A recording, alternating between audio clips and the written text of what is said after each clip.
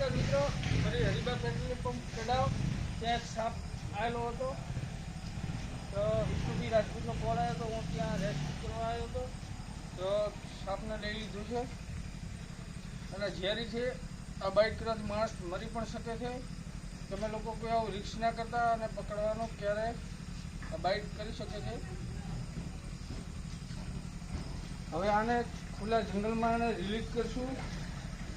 हाँ डेबला फोटो पाओ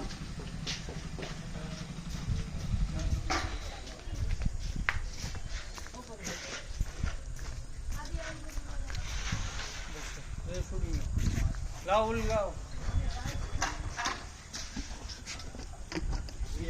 कोबरा केवड़ा है ना झेरी आवे बाइक मरी पण શકે છે. તમે લોકોને પકડવાનું રિસ્ક ક્યારે કરતા નહીં. ધીરે ધીરે હાથ ધોઈ બેસો.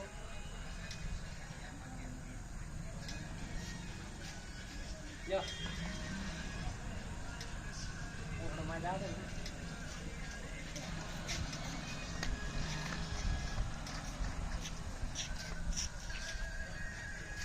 મિત્રો રેસ્ક્યુ થઈ ચૂકી છે સાપનો. અને ખુલ્લા સીધા માતાના જંગલમાં એને રિલીઝ કરી દઈશું તો એને ત્યાં જગ્યામાં બીજા આરસીબી ફરશે.